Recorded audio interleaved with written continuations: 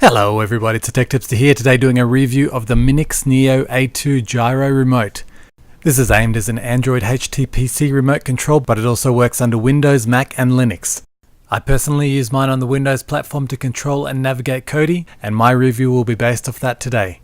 Overall, this is a great remote that I do recommend for anyone who has a HTPC looking for an all-in-one compact remote control. But it isn't without its quirks. Watch on to find out why. The Minix Neo A2 is packaged beautifully and gives a real sense of quality as you remove it from the box.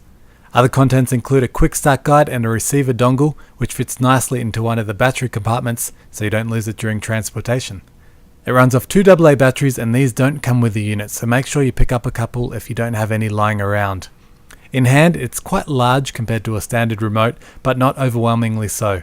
It has a good weight to it and doesn't feel flimsy or overbearing. On the front is the usual affair. We see the Android icons, as this is targeted as an Android remote, along with the home and back buttons for navigating Android. We have a nice big 4-way directional pad and media and volume buttons down the bottom. This button activates the gyro mouse function, and it can be easily disabled by pushing it again or just pressing one of the direction arrows. Flipping over, we see a full keyboard with a function button for alternate key operation. The nice thing about the function button is that it doesn't have a press to hold operation. For example, if we want the hashtag key, we simply push the function key and then the hash key, so only one hand is needed, not two. On the bottom right, we have the arrow keys, which are super useful if you want to use this remote in landscape mode. If you are using this with Android, there is a built-in speaker and microphone, so all those voice commands will work beautifully.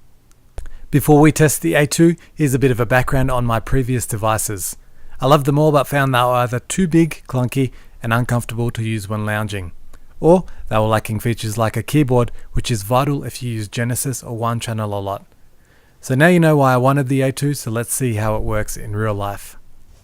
No drivers are required to install, simply plug in the receiver and you're up and running. In Kodi, the Android key works as an enter button and the back button works as escape.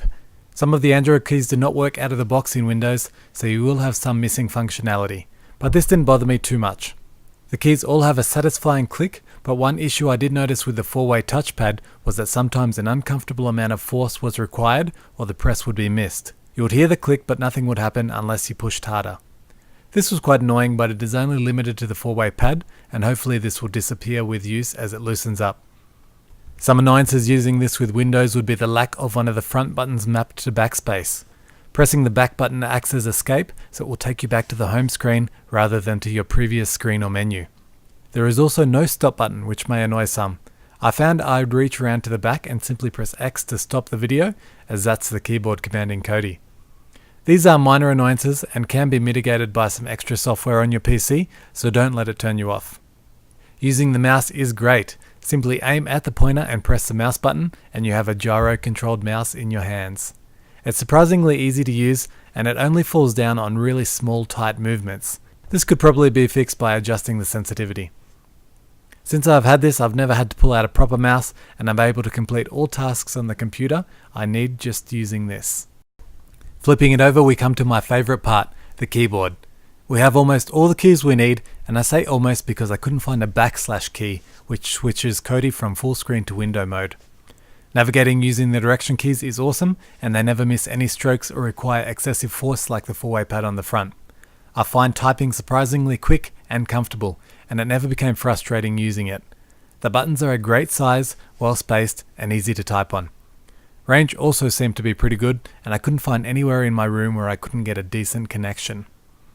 The Minix Neo A2 comes in at around $30 in the US, and for that price comes highly recommended.